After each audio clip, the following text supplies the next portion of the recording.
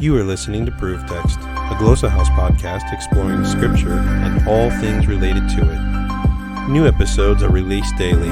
For more information, check out glossahouse.com and subscribe to our channels on Spotify and YouTube.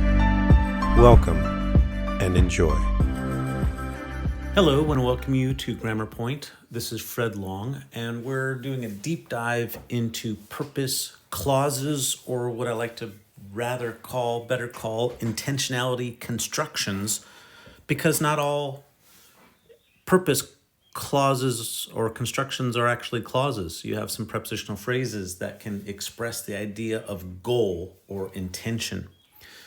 And one of the things that I found is that looking at grammars is that you had incomplete, inadequate treatment discussions.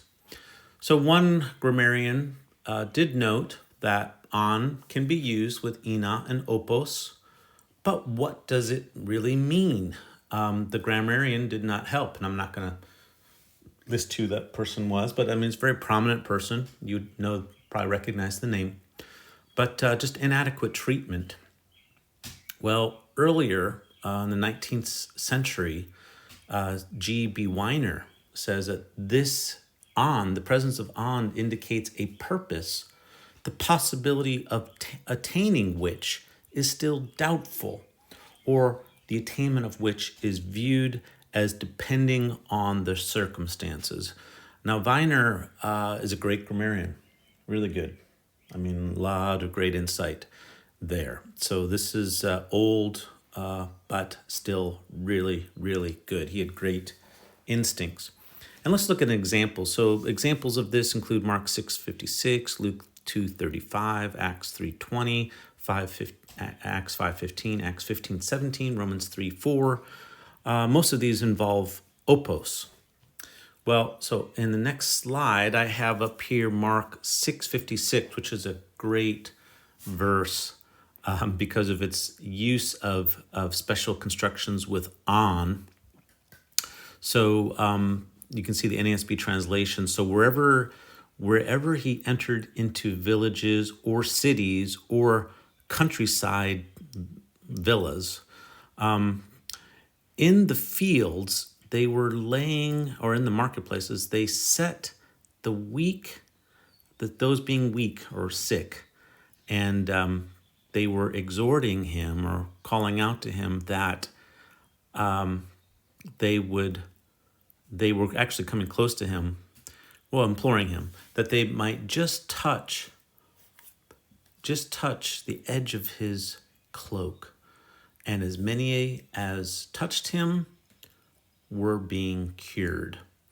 Now, I just have to say that this verse contains two types of conditional clauses with on that are amazing. The opu on at the start of 56 sets up a condition, a locative condition, and then the last sentence, as many as touched him were being cured, that is a relative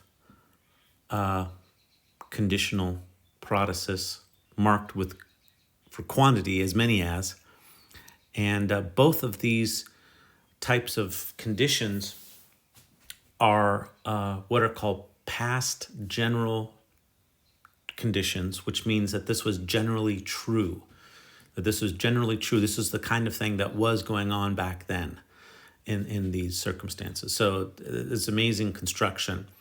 But what I wanted to talk about is in bold, the ina kan, that in order that they might also just touch.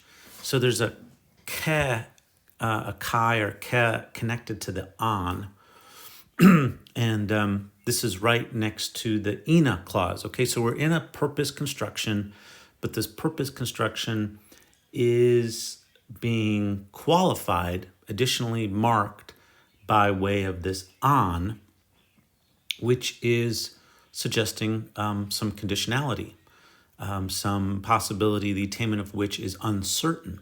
Okay, so this is adding something to the purpose construction It's semantically marking it in a different way.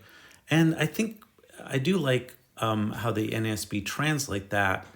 I would just change it in order that they might just or would just possibly touch the fringe of his cloak.